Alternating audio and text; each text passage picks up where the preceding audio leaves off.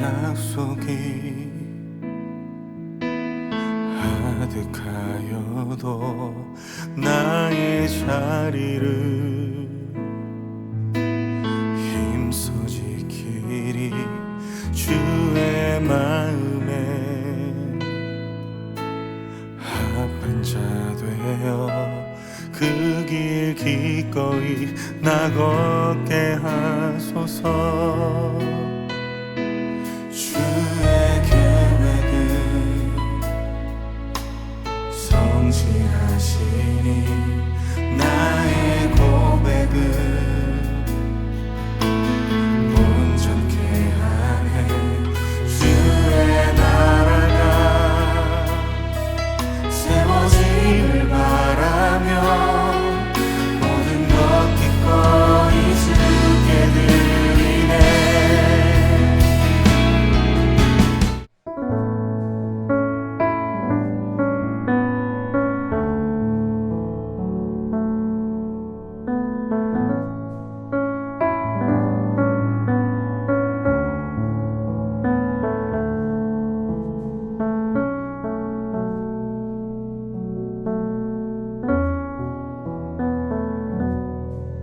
그러므로 형제들아, 내가 하나님의 모든 자비하심으로 너희를 권하노니 너희 몸을 하나님이 기뻐하시는 거룩한 산 제물로 드리라. 이는 너희가 드릴 영적 예배니라. 너희는 이 세대를 본받지 말고 오직 마음을 새롭게 함으로 변화를 받아 하나님이 선하시고 기뻐하시고 온전하신 뜻이 무엇인지 분별하도록 하라. 아멘. 우리는 하나님 앞에 예배자로 부름을 받았습니다. 우리가 예배자로 부름 받았다는 것은요, 세상에 귀하고 아름다운 권세의 자리에 세운 것보다 더 복이 있다라는 사실을 기억하는 여러분 되시기 바랍니다. 어떤 우리 장 좋아하잖아요. 무슨 장 해갖고 감투 쓰는 것도 좋아하고, 또 우리가 직분도 이왕이면은 집사, 권사, 장로, 목사, 아이고 뭐 그러다 보면 끝도 없죠. 자, 그러나 그 세상에 어떠한 권세보다도, 세상의 어떠한 부귀보다도 더 귀한 것이 바로 예배자인 줄로 믿으시는 여러분 되시기 바랍니다. 오늘 이 시간 우리가 복을 받는 거예요. 우리가 참 예배자로 하나님 앞에 선다라는 그런 기쁨이, 이제 올해는 정말로, 오늘 우리가 이제 수요 예배로는 마지막 드려지는 예배잖아요. 이 마지막 수요 예배를 통해서 하나님, 저는요 돌이켜보면 2021년 정말 하나 남았다라고 하면 저는 진짜 예배자로는 최선을 다했습니다 라고 고백하는 저와 여러분들에게 간절히 소원합니다.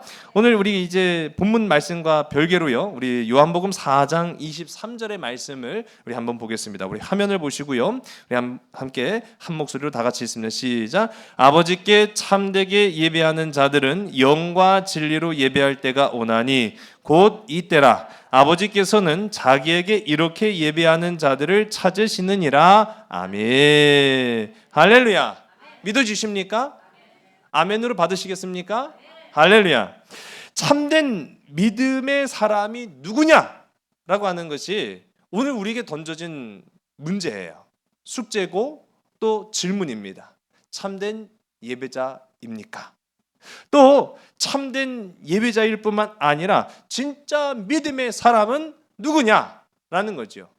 옆집 아저씨가 믿음의 사람, 아니 앞집 아줌마가 믿음의 사람이면 뭐해요? 내가 믿음의 사람이 아니면 아무 소용이 없거든요. 오늘 이 시간 부름받은 저와 여러분 진짜 믿음의 사람이 되시기를 주의 이름 간절히 소원합니다. 참된 교회가 누구냐? 어디냐? 여러분, 참된 교회, 뭐 복음성가 복음성가 이제 가사 중에도 그런 가사가 있더라고요.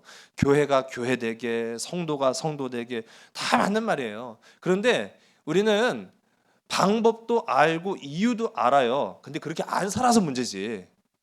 가장 큰 문제가 뭐냐면요, 기도한 대로 안 사는 게 그리스도인들의 가장 큰 약점이기도 합니다. 여러분, 기도한 대로 살아내는 저와 여러분, 우리 순종의 백성들이 다 되기를 주의 간절히 소원합니다. 기도할 때만 보면은 정말 믿음 좋은 것 같아요. 기도할 때만 보면은 진짜 그렇게 기도를 얼마나 아름답게 하는지 이루 말할 수 없어요. 근데 그 사람의 삶을 보면은 왜 저런데? 그런 모습들을 참 많이 발견하게 되거든요. 우리는 이유도 알아요, 목적도 알아요, 방법도 알아요. 그러나 그렇게 살아가기를 간절히 소원합니다. 우리에게 이제 결론적으로 이 요한복음 4장 23절을 통해서 주시는 이유, 그것은 바로 참되다라는 것을 발견하는 거예요. 참되다라는 것은 진짜에 대한 열망이 있다라는 것이거든요. 오늘 진짜에 대한 열망을 가지고 다가오는 2020년 한 해를 바라보며 나아가는 저와 여러분 되길 간절히 소원합니다. 시무원 이용도 목사님이 계세요. 이분이 우리 한국 교회 역사 가운데 보면은 말도 많고 탈도 많은 그런 분인데, 근래에 들어서는 이분에 관한 이 업적이 다시 재조명되기도 합니다. 이분이 남겨진 많은 그 신학적 유산들이 있거든요. 전 그 부분을 좀 주목을 해보려고 하는데, 이분은 굉장히 하나님 말씀에 진짜 심취해서 그 말씀의 깊이를 따라서 살았던 참 그리스도인이었습니다. 저는 그렇게 표현하고 싶어요. 그런데 이 이용도 목사님이 그 영적인 것에 관심이 굉장히 많거든요. 그 말씀과 영적인 것에 관심이 많다 보니까 자연스럽게 어린 아이들에게도 관심이 굉장히 많으셨어요. 그래서 보통 보면은 어른들 애들한테 관심 별로 없어요. 그래서 저는 항상 말씀드리잖아요. 우리 교회 몇 안 되는 교회 학교 중고등부 아이들이라 할지라도 내 새끼 내 손자 아니라 할지라도 정말로 그들을 위해서 기도해 주시는 저와 여러분들에게 간절히 소원합니다. 우리 아이들한테는요, 진짜 무엇인가를 심어주면은 반드시 자라게 돼 있습니다. 우리가 그 원리를 알잖아요. 우리 농촌에 사니까 무엇인가를 심으면 반드시 난다는 걸 알면서도 우리는 좋은 것으로 심지 아니하고 마구잡이로 심어서가 문제거든요. 우리 아이들을 위해서 기도할 수 있는, 그래도 기도로 우리 아이들의 심령에 아름다운 마음, 그리스도의 마음이 자리 잡기를 위해서 기도해 주시는 저와 여러분들에게 간절히 소원합니다. 자, 이 이용도 목사님도 그랬단 말이에요. 그래서 이용도 목사님이요, 보통 어른 설교자, 어른 부흥사들은 애들 설교에 별 관심 없어요. 근데 이용도 목사님은 아이들 설교에 굉장히 관심을 많이 갖고, 또 아이들을 위해서 창작 연극 같은 것들도 굉장히 많이 만드셨거든요. 그 중에 한 이 연극이 공주와 꽃파리라는 이 연극인데, 이 공주와 꽃파리라는 이 연극에 보면은 대사가 있어요. 그 대사를 통해서 사람과 인형의 차이점에 관해서 이야기를 합니다. 근데 아주 그 부분이 우리가 귀담아, 어린 아이만이 아니라 어른들도 귀담아 들을 만한 이야기가 거기서 딱 나와요. 이 꽃파리가 이렇게 얘기하는 거예요. 겉모양은 사람처럼 잘 꾸며놨지만 그 속에는 생각이 없어요. 그게 바로 인형입니다. 또 이 인형의 특징이 뭐냐? 그 대사 중에 하나예요. 하나님을 몰라보니 그것이 인형입니다. 아니, 인형이 뭐 수백 수천이 있다 할지라도 그게 하나님을 알아보겠어요? 아무리 미련하고 아무리 가진 것이 없고 아무리 배운 지식이 없다 할지라도 내 앞에 계신 주님을 진짜 나의 구주로 믿는다고 한다면 그 사람은 가지지 못해도 상관이 없어요. 배우지 않아도 상관이 없어요. 그는 하나님을 취한 자라는 사실이라는 것을 오늘 우리가 깨달으면은 우리도 그렇게 됐으면 좋겠습니다. 그렇게 고백해야 되지 않겠어요? 또 인형은 골육을 몰아보니 그것이 인형이지요. 인형은 골육, 뭐 옛날 표현이에요. 그 식구를 모른다는 거죠. 아니, 자기 식구가 누군지 못 알아보면 천지를 분간하지 못하니 그것이 인형이지요. 라는 그런 대사가 나오는데요. 이 대화의 근거가 되는 말씀이 시편 115편 3절서부터 8절까지 말씀이에요. 거기 보면은 이 하나님의 백성들이 하나님을 섬겨야 되는데 우상에 그냥 빠져가지고 우상 천지 가운데 살다 보니 자기 자신도 뭐가 되는 거예요? 우상이 돼버리고 마는 거예요. 하나님이 만든 백성이요, 하나님이 만든 인간인데 하나님을 못 알아보면 그 사람은요, 생명도 있고 호흡도 있고 이렇게 우리가 가진 피도 있고 살도 있지만 그 하나님을 못 알아보는 사람은 인형하고 다를 바가 없다는 거예요. 진짜와 가짜라는 사실이죠. 진짜는 하나님을 알아보는 줄로 믿으신 여러분 되시기 바랍니다.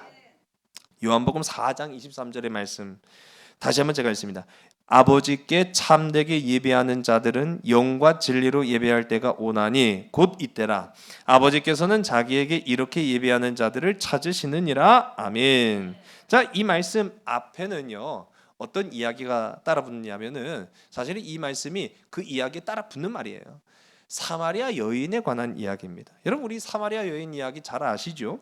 자, 사마리아 마을에 들르신 예수님께서 그 우물터 가운데 기다리고 있다는 것은요, 밥을 구하러 간 제자들을 기다렸던 게 아니에요. 사실은 그 시간에 올 사람이 있었거든요. 이 이야기는 너무나 잘 알고 있는 이야기인데, 오늘 우리가 방금 읽었던 요한복음 4장 23절의 말씀이 이 사마리아 여인과의 이야기에 대한 결론 부분이에요. 즉, 이 이야기가 전하고자 하는 목적은 이 여인이 몇 명의 남자와 사느냐, 그게 중요한 것이 아니라 이 여인은 진짜 그리고 가짜, 정말로 진짜를 구별하느냐, 진짜와 같이 지금 살고 있느냐, 진짜를 구하기를 원하느냐, 그거에 관한 이야기라는 거예요.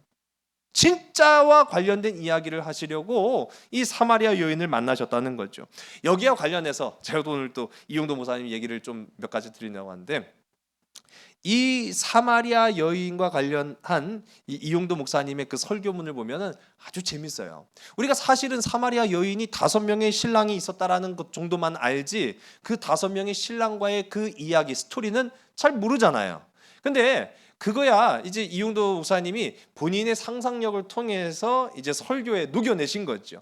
그거는 뭐 성경을 해하는 것이 아니기 때문에 성경적 상상력을 가지고 이제 이용도 목사님이 이 사마리아 여인이 어떠한 인생을 살아왔는가라는 것에 관한 이야기를 하시는데, 이 5번 결혼한 이유가 바로 이러했더라 하는 것이죠. 여러분 이거 굉장히 옛날 설교문을 제가 가지고 온 거예요. 그러니까 옛날 시대라는 사실을 감안하고 시대적 상황이 좀 있다라는 것만은 아시고 가시면 될 것 같아요.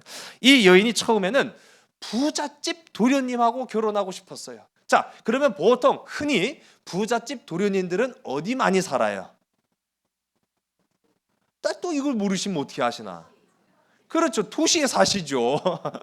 그래 도시로 갔다는 거예요. 부잣집 도련님과 결혼하기 위해서 도시로 갔습니다. 그런데 자기 생각에 돈이 많으면 재미도 있고 몸과 마음이 편할 줄 알았는데, 이놈 남편놈이 돈만 많았다 뿐이지 이거 바보 아니면 멍텅구리인지 말재주도 없고 일할 줄도 모르고 또 심지어는 자기를 사랑할 줄도 모르더라는 거예요. 그래 오히려 이 여자를 천대하니 야 이건 도저히 살 수 없구나 해서 도망쳐 나왔습니다.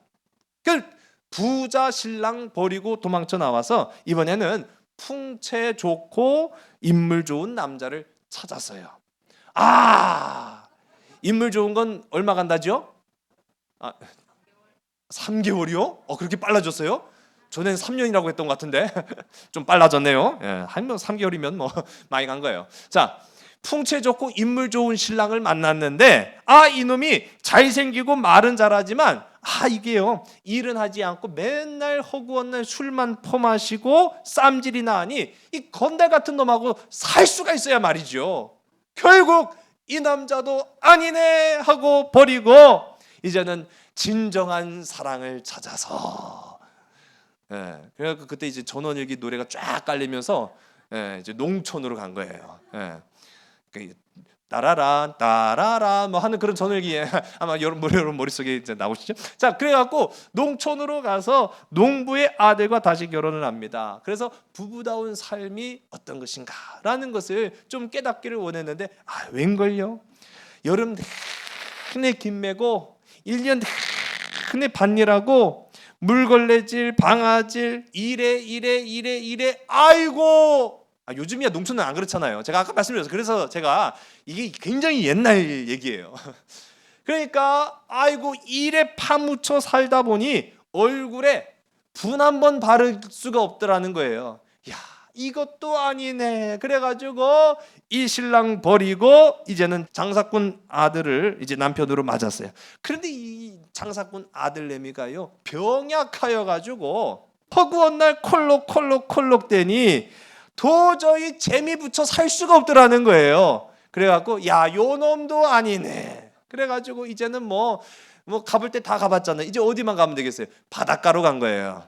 자, 바닷가 항구 마을로 시집을 갔는데 그때 당시에는 바닷가에 모여 사는 사람들이 그렇게 부자는 아니었던 것 같아요. 이제 천한 사람들이다 그렇게 표현을 하더라고요. 천한 이들이 사는 곳이라 기분도 상하고 냄새도 상했고, 아이고 냄새야, 아이고 기분이야. 그래서 이 여자가 결국은 5신랑 다 차버리고 혼자 살았더라 하는 이야기를 이제 하시는 거예요. 그러면서 결정적인 이야기가, 이게 이 여인만의 이야기느냐? 아니다. 사마리아 여인만의 이야기가 아니라 오늘날 많은 사람들이 다 마음으로는이에요. 마음으로는 이 사람도 만나고 저 사람도 만나고, 이 사람하고 살까 저 사람하고 살까, 그냥 10번 20번 결혼했다 이혼했다 반복을 하는데, 그렇게 10번 20번 이혼을 했다 결혼했다를 반복한다 할지라도 결국 행복하지 않더라. 왜? 진짜를 발견하지 못했기 때문에. 진짜를 발견하지 못하면 수천 번 결혼해도 행복하지 않더라 하는 것이지요. 여러분, 저는 오늘 이 이야기가 우리의 삶하고 크게 다르지 않다라고 저는 생각을 합니다. 진짜를 발견하지 못하면은요, 우리도 마찬가지예요. 도시에 살든 농촌에 살든 항구에 살든 산에 살든 행복하지 않은 것은 매 한 가지라는 거예요. 진짜를 발견하는 저와 여러분, 진짜 하나님의 축복을 취하며 살아가는 복된 저와 여러분들이 다 되시기를 주님의 간절히 소원합니다. 그래서 기독교의 위기, 오늘날 많은 사람들이 기독교의 위기를 말하죠. 교회에서도 말하고 세상에서도 말하고 언론에서도 떠들고 막, 하여튼 교회 안 다니는 사람들이 더 이 얘기를 하는 거예요. 기독교가 위기다, 교회가 위기다 막 하면서 떠들고 있는데, 저는요 기독교의 위기는 상황과 환경에 있지 않다고 생각해요. 왜? 여러분, 과거에도 핍박은 있었습니다. 그 이전에도요. 오늘 우리가 이제 로마 시대와 맞물려서 좀 살펴보려고 하는데, 로마 시대 아니겠습니까? 그 이전 가운데도 보면은 심지어는 불시험도 있었어요. 요즘 시대만 코로나 있습니까? 옛날에도 전염병이 있었어요. 요즘이야 그래도 뭐 백신이다, 뭐 치료약이다 이제 개발하겠다 뭐 그렇게 얘기도 하지만은요, 옛날에는 치료약조차도 없었어요. 치료약도 없는 그런 불시험과 핍박과 전염병이 있었어도 기독교의 위기라고 말하는 사람들은 없었습니다. 그리고 끝까지 버티고 살아남았습니다. 정작 그리스도인들을 무너지게 만든 것은요, 전염병이 아니었어요. 핍박도 불시험도 아니었어요. 가짜 믿음이었어요. 기독교인들을 무너지게 만든 것은 가짜 신앙이었어요. 진짜를 발견하지 못하는 신앙적 무기력증 때문에 그리스도인들이 다 무너지고 마는 그런 모습, 그런 때, 그런 상황들을 군데군데 우리가 발견하게 됩니다. 우리 지난 이제 로마 제국 우리 좀 더 이제 살펴보려고 합니다. 우리 발레리아누스, 아주 비참한 임금이었다 제가 말씀을 드렸죠. 이 발레리아누스를 포로로 잡은 사사낭조 페르시아의 사프로 1세, 참 요행이도 그 사사낭조 페르시아가 강력한 국가는 아니었음에도 불구하고 로마의 황제였던 발레리아누스를 포로로 잡아서 평생을 노예로 부려먹고 끝까지 이제 죽음을 맞이하게 된 것이죠. 이로 인해서요, 이 발레리아누스가 이렇게 포로가 되었고요, 마침내는 죽었다라는 소문이 온 로마 전역에 파다하게 퍼지고 나니까 로마가 그만 내분이 일어나고 그 거대한 제국이 한 조각, 두 조각, 세 조각으로 나눠지게 됩니다. 결국 그렇게 세 조각으로 나눠진 끝에 여기저기서 내가 황제다, 내가 왕이다, 내가 임금이다 떠드는 사람들이 우후죽순으로 막 나오기 시작하는 거예요. 이 시기만 하더라도 무려 30명이 내가 황제라고 했으니 뭐 볼장 다 본 거죠. 그런 가운데 이 발레리아누스의 아들, 그리고 발레리아누스와 공동 황제로 즉위했던 사람이 바로 갈리에누스입니다. 자, 이 갈리에누스라는 이 공동 황제, 아버지 구출했어요, 안 구출했어요? 싸가지가 없네. 아들 맞아요? 친자 확인해 볼까요? 친자 확인할 필요도 없어요, 사실은. 아들임에도 불구하고 아버지를 구출 안 했다라고 제가 말씀을 드렸잖아요. 사실요, 이 갈리아누스는 지금 자신이 처한 상황이 한두 가지가 위기가 아니었어요. 그러다 보니까 모든 부분에서 무기력해질 수밖에 없었고, 때로는 이게 모든 상황이 다 버겁게만 느껴졌던 거예요. 그러다 보니까 사랑하는 아들로서는 마땅히 아버지 발레리아누스를 생명 걸고 구출해야 마땅하지만 그러고 싶지 않았어요. 아니 그러다가 죽으면 어떡해? 그래 안 그래요? 그리고 사실 이전 시간에 제가 함께 말씀을 나눴습니다마는 수신제가 치국 평천하 가운데 이 발레리아누스를 포함해서 거의 대부분의 이 로마 황제들의 그 가정을 보면은 수신도 아니 되고 제가도 불가능한 아주 불능의 인간들이 수두룩했습니다. 그런 사람이 치국 뭐 평천하가 되겠어요? 뭐 요즘 얘기하는 거 아니에요. 예. 중요한 것은 이 갈리아누스는 발레리아누스 아버지로부터의 사랑을 받지 못했던 것은 틀림이 없습니다. 그러다 보니까 내가 목숨 걸고 아버지를 구할 게 뭐야, 그런 이제 생각도 했던 것 같아요. 그렇다고 해서 또 표면적으로는 로마 시민들한테 불효자의 모습으로 비춰지는 것도 원치 않았어요. 그러니까 이거는 자기 뜻과 반해서 평상시에도 다닐 때 항상 얼굴을 슬픈 표정으로 짓고 다녔다는 말이에요. 네, 속으로는 기뻤는데 아싸 이제 나는 독립이다. 나 혼자 이제 황제 해먹을 수 있겠네. 비록 나라는 세쪽 났지만 그래도 내가 혼자 황제하는 거랑 아버지 간섭 받으면서 왕 해먹는 거랑 그게 크게 다르거든요. 그러니까 야 아싸 내가 이제 황제다 뭐 그렇게 하니까 속으로는 기뻤어도 겉으로는 이 로마 시민들이 아이고 아버지 저 포로로 끌려갔다니 어떻게야 그렇게 하니까 슬픈 표정을 탁 짓고 다니는 거예요. 그것도 힘든 일이죠. 자, 또 이 발레리아누스는요, 이 세조강란 제국을 다시 합칠 능력도 없는 인물이었습니다. 그럴 만한 인물이 되지 못했어요. 그러니 이 발레리아누스는 이 해결되지 못하는 여러 가지 문제 앞에 자신의 유일한 목표, 그것이 무엇이었느냐? 오직 길고 오래만 살자라는 것이었습니다. 우리 올해의 목표가 각자 다 있으셨는 줄로 알아요. 근데 눈 깜짝할 새 이제 2021년 다 지나가 버리고 말았죠. 뭐 된 것도 있고 안 된 것도 있을 수 있습니다. 그러나 분명한 가지 사실은 우리의 목표, 제가 앞서도 말씀드린 것처럼 이제 진짜가 되시는 예수 그리스도를 나의 구주로 모시고 진짜 예배자로, 진짜 하나님의 자녀로 기쁨으로, 담대함으로, 감사함으로, 사랑함으로 살아가는 저와 여러분 우리 모두가 되길 간절히 소원합니다. 자, 그래서 이제 갈리아누스하고 우리의 목표는 완전히 질적으로 다른 거죠. 어쨌든 이 갈리아누스는 뭐 이도 저도 안 될 바에는 내가 황제로 오래 사는 게 목표야. 정말로 그렇게 살았어요. 그런 목표를 가지고 살았어요. 그러다 보니까 이 사람이요 10년 동안 황제를 합니다. 여러분 로마 제국의 보통 평균적으로 황제들의 재위 기간이 몇 년이라고 말씀드렸죠? 이야 진짜 잘하시네. 그렇죠? 4년이에요. 4년에 비하면은 이 갈리아누스가 10년 동안 한 거 굉장히 잘한 거거든요. 자기 자신도 굉장히 자랑스럽게 생각했나 봐요. 이야 이 난세에 내가 10년 동안 황제를 하다니 너무 기쁘고 좋다야. 그래서 그 기쁘고 좋은 마음을 그냥 가지고만 있을 수 없죠.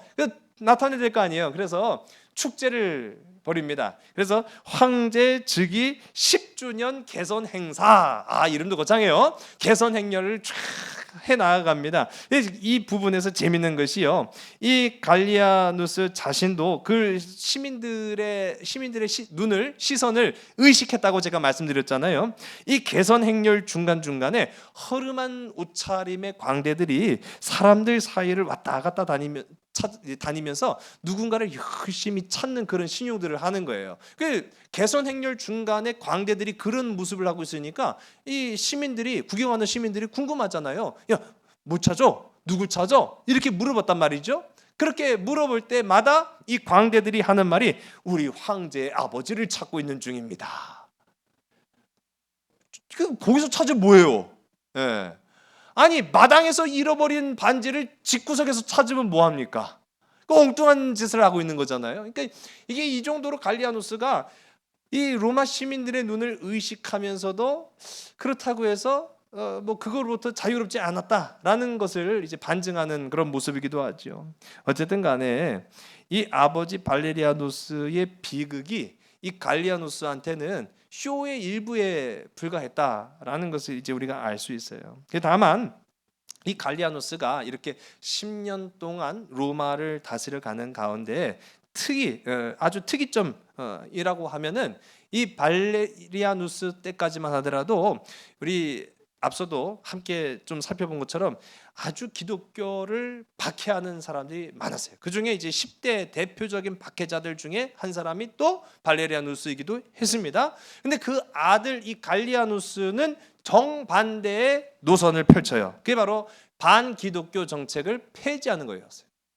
이전까지는 기독교 정책을 정말로 기독교 정책을 우리가 반대한다라고 해서 기독교인들을 박해하고요. 또 이 기독교 박해 역사도 제가 함께 살펴봤습니다. 처음에는 로마 시내에 살고 있는 로마 안에 살고 있는 이스라엘 유대인 출신의 기독교인들을 대상으로 박해를 했다고 한다면 시간이 지나감에 따라서 유대인들만 기독교인들이 됐어요? 그렇죠. 누구도 기독교인들이 됐어요? 그렇죠. 로마 시민들. 제가 이전에 함께 나눴던 말씀 중에 물들인다라고 제가 말씀을 드린 적이 있어요. 여러분, 우리가 세상에 물들 수도 있습니다. 그러나 반대로 우리가 세상을 물들일 수도 있습니다. 아름다운 하나님의 빛깔로 세상을 물들일 수 있는 저와 여러분들에게 주의를 간절히 소원합니다. 그러기 위해서는요, 우리는 그리스도인의 색깔을 가지고 있어야 돼요. 우리가 그리스도인의 색깔을 가지고 있지 않으면 반대로 우리가 세상에 물들어 버리는 거예요. 그럼 우리가 그리스도의 색깔을 취하고 있으면 세상이 오히려 우리에게 물드는 거죠. 그리스도로 물드는 거예요. 그 처음에는 로마 시내는 유대인들만 기독교인들이었는데 시간이 지남에 따라서 유대인들뿐만이 아니라 로마인들도 예수 그리스도로 물들기 시작하는 겁니다. 그러니까 이제는 반기독교 정책이 유대인들에게만 향하는 것이 아니라 로마인들에게도 향해서 그들을 핍박하는 그런 지경에 이르렀다. 제가 말씀드렸죠. 그러면서 유대인들과 로마인들이 다 핍박을 받는 그런 상황인데 이제 그러한 정책을 폐지하겠다는 거예요. 폐지하겠다. 갈리아누스가 펼친 아주 대표적인 정책 중에 하나예요. 그러면서 이 그냥 단순히 반기독교 정책을 폐지한다라는 선포에만 그친 것이 아니라 그러면서 이 기독교인들에게서 압수한 재산이 있어요. 물질도 있고 땅도 있어요. 그러니까 한마디로 말하면 그 땅이 있다는 것은 뭘 의미하겠습니까? 상당히 많은 로마인들이 기독교인이 됐다는 걸 의미하는 거예요. 상당수의 로마인들이 기독교인들이 되어서 그들을 색출해 놓고 보니까 이놈들 이거 뭐 안 되겠네.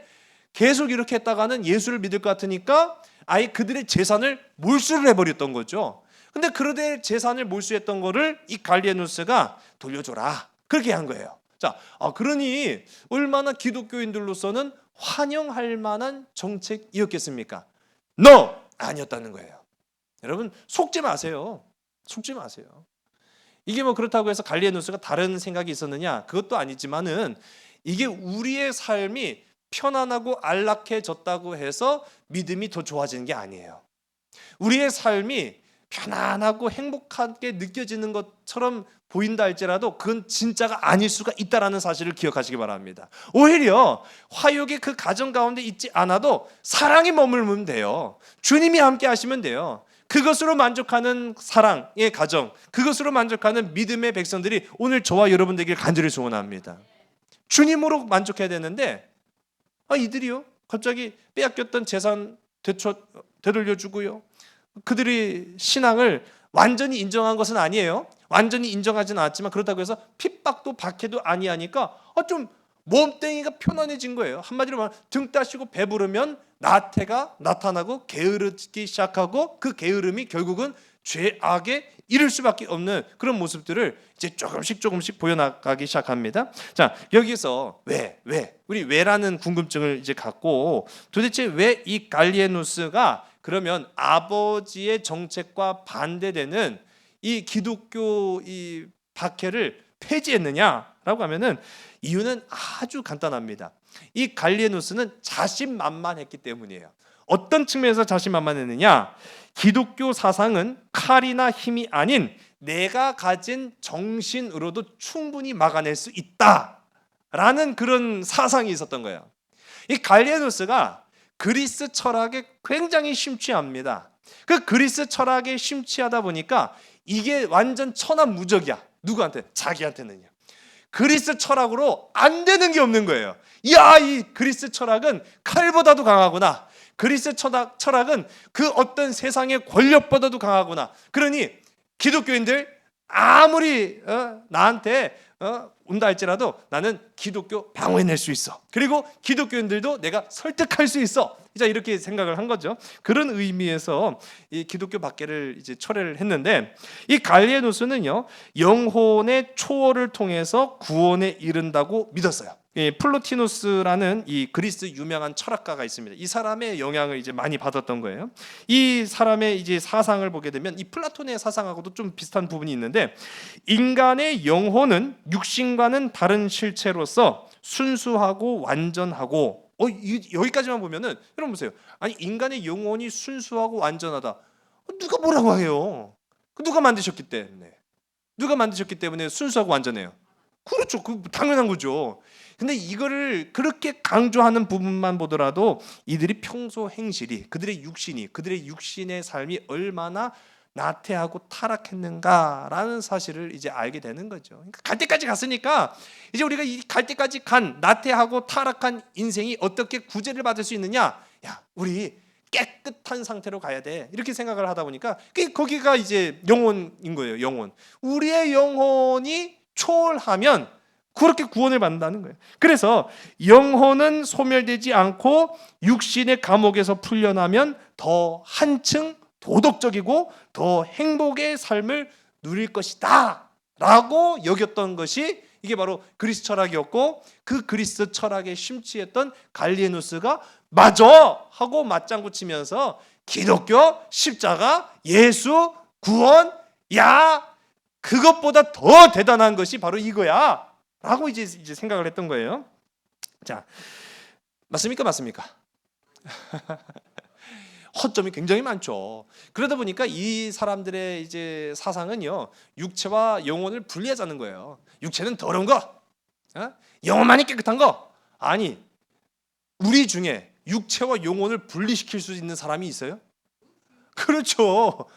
아니, 그 말도 안 되는 거예요. 사실은 알고 보면은 육체와 영혼은 하나님이 하나로 만들어 주신 것이지 어떻게 그걸 내 마음대로, 내 생각대로, 내 판단대로 그걸 분리시킬 수 있겠습니까? 이 생각 자체가 잘못됐는데, 그런데 문제는요, 거기에 넘어가는 그리스도인들이 더러는 있더라는 거예요. 이게 나중에 발전하다 보면은 그노시스, 그래서 영지주의, 그런 식으로 발전을 했어요. 그게 바로 영혼은 귀하고 육체는 더럽다, 이렇게 생각하는 이단들이 막 우후죽순으로 막 생겨나기 시작했다는 거예요. 이 시기에 기독교 인구는 폭발적으로 증가합니다. 제가 지난 시간에도 말씀드렸지만은 로마 시내에 사는 사람들 10사람 중에 한 사람은 기독교인이 될 정도로, 그러니까 전체를 놓고 보면은 이제 10%죠. 10%에 해당하는 인구로 폭발적으로 증가했는데, 문제는 뭐냐면 그들의 믿음은 이전만 못했다는 거예요.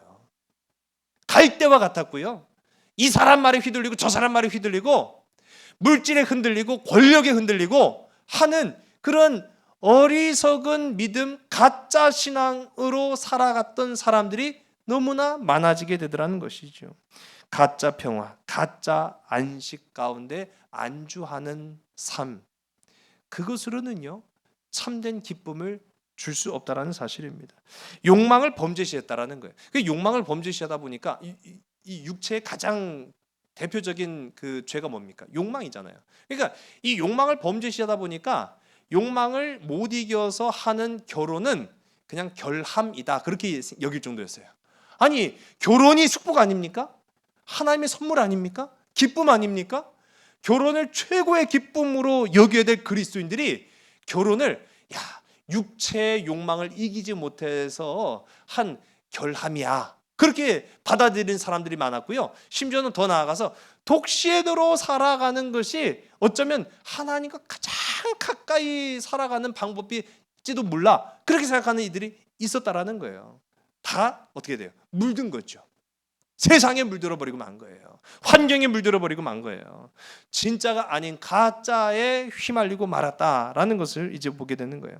자, 이런 모든 전체적인 상황, 가운데에서 이 갈리에노스는 아무것도 그렇게 뭐 천하무적의 사상으로 무장을 했지만은 그 마음에는요 불안함이 가득 찼고요 염려와 근심과 두려움이 가득 찼어요.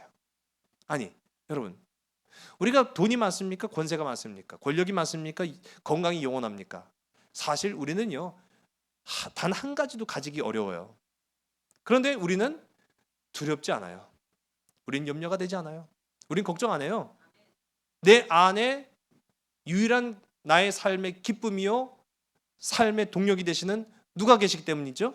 그렇죠. 주님이 계시기 때문인 거예요. 황제의 권세가 얼마나 대단했겠습니까? 그럼에도 불구하고 그 자신조차도 기독교인 나 이길 수 있어 라고 하는 그 그리스 철학으로 무장했음에도 불구하고 이 갈리에노스는요 두렵고 염려되고 근심하고 걱정했어요. 왜?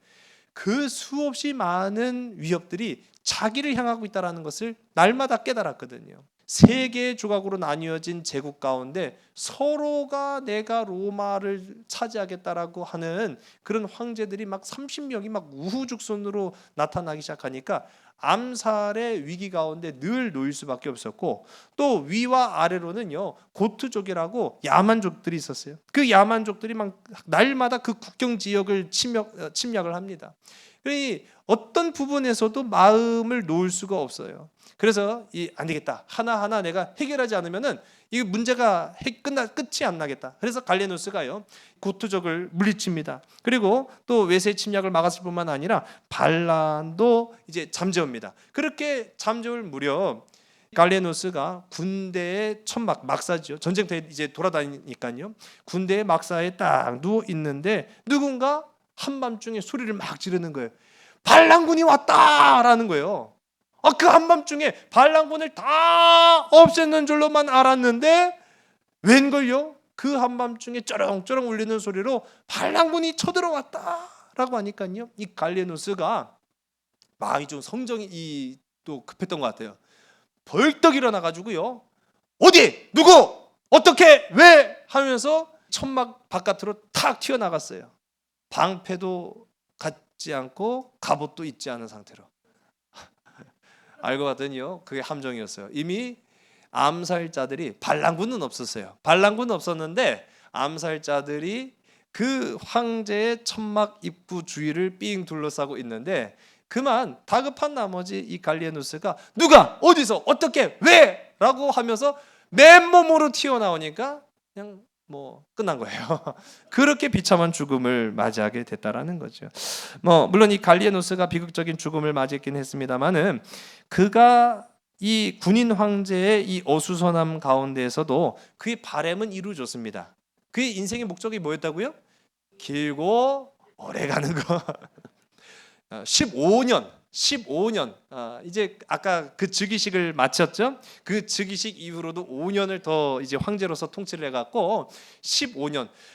이 군인 황제 시기에 15년은 최장수예요. 최장수.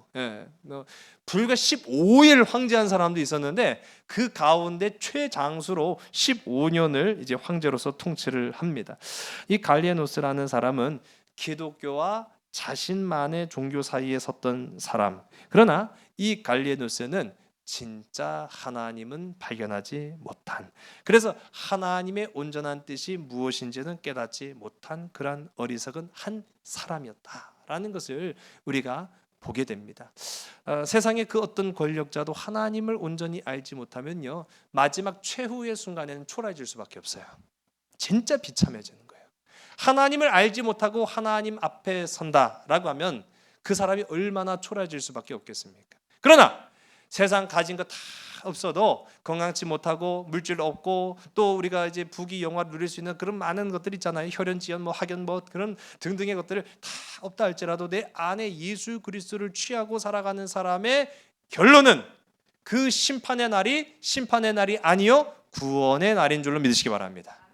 상급받는 날인 줄로 믿으시기 바랍니다. 그래서 세상 사람들은요 죽음을 두려워하잖아요. 그러나 우리 그리스도인들은 죽음을 기뻐하는 거예요. 정반대예요. 왜? 우리는 심판받는 게 아니라 구원받는 것이고 상급받는 날이기 때문에 기뻐한다는 것. 정반대. 어떻게 똑같은 것을 놓고도 이렇게 달라질 수 있어요? 그 안에 무엇이 담겨져 있느냐에 따라서 이렇게 달라진다라는 거예요. 저는 그래서 다만 오늘 저와 여러분 이제 2021년을 마지막 이제 바라보고 있는 수요일입니다만은 저는 그랬으면 좋겠어요. 우리 인생의 마지막 때에도 하나님 앞에 섰을 때 네가 너 자신을 통틀어서 한마디로 설명하면 넌 무엇이었느냐라고 했을 때 하나님 전 예배자였습니다. 전 그랬으면 좋겠어요. 저 사장이었습니다. 그래서 그러면은 우리 아무 소용 없는 거예요. 저 겁나게 건강했어요. 죽었잖아. 그럼 아무 말 할 수 없는 거죠. 저 겁나게 부자였거든요. 가지고 왔니? 못 가져왔는데요. 그럼 아무 소용 없어요. 너 뭐였냐? 라고 했을 때 저는 예배자였습니다. 저는요. 저는 그 말을 지금 막 기대하고 있어요. 저는 언제가 될지 몰라도 하나님 부르시는 그 순간이 되면은 저는 그렇게 고백했으면 좋겠어요. 나는 하나님의 예배자였습니다. 이 갈리에누스는요, 그 하나님을 마주할 기회가 참 많았잖아요. 왜? 반기독교 정책을 펼친 게 아니라 그렇게 반기독교 정책들을 폐지한 사람으로서 얼마든지 참된 하나님, 참된 신, 하나님의 온전하신 뜻 앞에 설 수 있는 기회가 주어졌음에도 불구하고 그러지 못했다는 거예요. 오늘 본문의 말씀인데요. 우리 다시 한번 우리 1절과 2절의 말씀을 함께 읽습니다. 시작. 그러므로 형제들아 내가 하나님의 모든 자비하심으로 너희를 권하노니 너희 몸을 하나님이 기뻐하시는 거룩한 산 제물로 드리라. 이는 너희가 드릴 영적 예배니라. 너희는 이 세대를 본받지 말고 오직 마음을 새롭게 함으로 변화를 받아 하나님의 선하시고 기뻐하시고 온전하신 뜻이 무엇인지 분별하도록 하라. 아멘.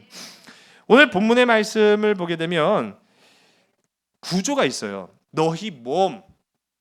여러분, 예배는 영으로 드리는 겁니까? 몸으로 드리는 겁니까?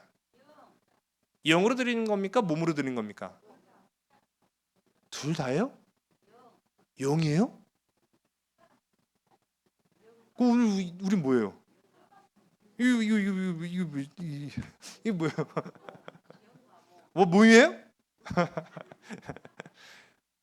우리는 예배를 몸으로 드리는 거죠. 그런데 이 몸이라는 그릇 안에는 하나님이 뭘 주셨어요? 영을 주셨죠. 예.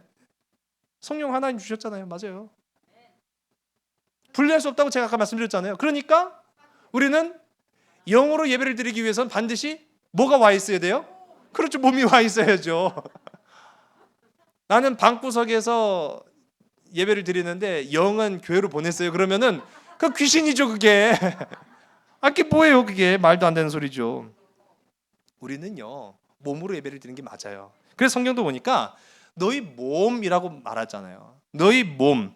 우리는 몸으로 주님 앞에 나오는데 그 주님 앞에 나온 그 몸의 상태를 성경은 뭐라고 말합니까? 산제물이다 라고 말하는 거예요. 산제물. 자, 여러분, 제사, 제물 다 이 제사라는 예배라는 과정을 통해서 하나님 앞에 드려지는 제사에는 반드시 제물이 있습니다. 그리고 그 제물은 나중엔 최종적으로는 어떤 상태가 되는 거예요? 그렇죠. 죽어야 돼요. 죽어야 돼요. 죽어야 되는 거예요. 맞아요. 그거예요. 우리는 몸으로 예배를 드립니다. 그래서 몸이 여기에 와 있어요. 근데 우리의 몸은 하나님 앞에 드려질 산 제물이 되는 거예요. 여러분, 살아있다고 생각하지 마세요. 우리는 하나님 앞에 날마다 죽는 사람이라고 고백해야 되는 거예요. 그게 진짜 영적 예배라는 거예요. 그게 진짜. 어떻게 영으로만 네가 예배를 드리냐? 어떻게 네가 몸뚱이로만 예배를 드리냐? 아니다. 너희는 하나님 앞에 드려질 산 제물, 그것이 진짜 영적 예배다. 갈리에누스가 말한 그 그리스 철학과는 정면으로 대비되는 거예요. 오늘 이 말씀이 갈리에누스의 철학의 그 단점, 그 허점을 정확하게 파헤치는 겁니다. 갈리에누스는 몸과 마음을 분리해야 된다라고 생각한 사람이었어요. 그런데 그게 어떻게 가능해집니까? 평생을 해도 가능해지지 못하는 거예요. 그러니 그가 드릴 예배는 오로지 육적 예배밖에 드릴 수가 없었다라는 거예요. 하나님을 주목하지 않고 유한한 자신의 삶에 집중하면은 결국 진짜를 발견하지 못하게 된다는 사실이죠. 나를 죽일 때 비로소 나를 다시 살리시는 구원자 하나님을 보게 되는 줄 믿으시기 바랍니다. 그게 진짜 예배자의 모습이거든요.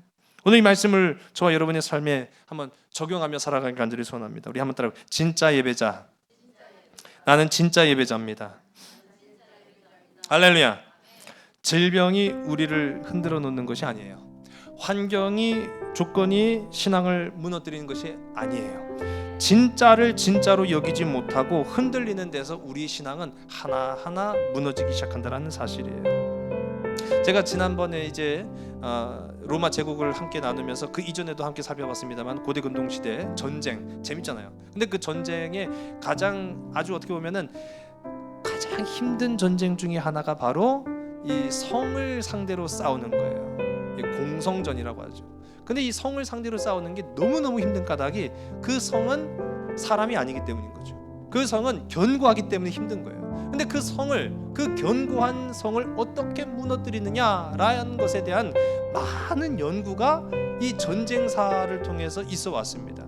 근데 그 중에 하나가 제가 지난번에 한번 설명을 드렸어요. 성벽을 무너뜨리는 방법이 있었어요. 이 공성망치로 때리는 방법이 하나 있었고, 또 다른 하나는 굴을 판다고 제가 말씀드렸어요. 굴을 파서 밑에서부터 벽돌을 하나씩 빼는 거예요. 이게 안 될 것 같잖아요. 근데 굴을 파서 밑에서부터 벽돌을 하나씩 빼내면 세상에요, 그 견고한 성벽이 와르르 무너지는 걸 보는 거예요. 여러분, 우리는요 세상의 그 공성망치에만 대비하고 있는데 사실은 우리 안을 좀먹고 갉아먹는 그 벽돌을 한 장 한 장 빼가고 있는 그런 무기력한 가짜 신앙 가운데 무너질 수 있다라는 사실을 깨닫지 못하는 겁니다. 이런 와중에도 영적 예배, 몸으로 나와서 산 제물이 되고 그로 인해서 영광이 되신 하나님을 바라보는 영적 예배를 사모하고 지키려고 애쓴 사람들이 바로 누구였느냐? 이 초대교회 그리스도인이었다라는 사실을 우리가 발견하게 돼요. 여러분, 예배를 생명처럼 소중히 여기시기를 주의를 간절히 소원합니다. 저는 이 코로나 시대에 그런 생각을 해봐요. 예배의 가치가 무엇일까? 예배의 무게가 무엇일까? 예배의 의미가 무엇일까?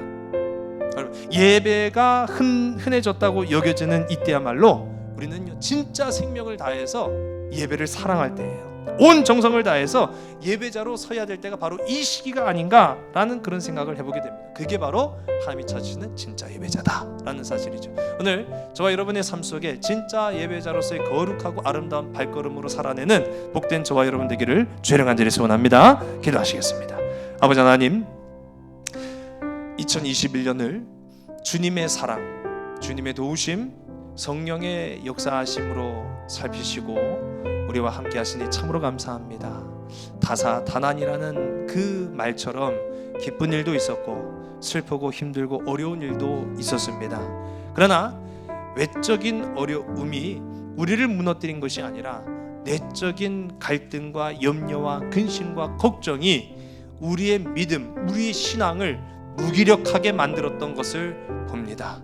아버지 하나님, 이제는 우리가 더욱 결단하여서 내 안에 예수 그리스도를 모셔서 오직 예수, 오직 말씀, 오직 신앙 우리가 거듭나고 또 하나님 앞에 서서 참된 예배자로 우뚝 설 수 있는 하나님의 백성, 하나님의 자녀들이 다 되게 인도하여 주시옵소서. 모든 것을 주님께 의탁하오며 참사랑 되시는 나사렛 예수 그리스도 이름으로 감사하며 간절히 기도드렸사옵나이다. 아멘.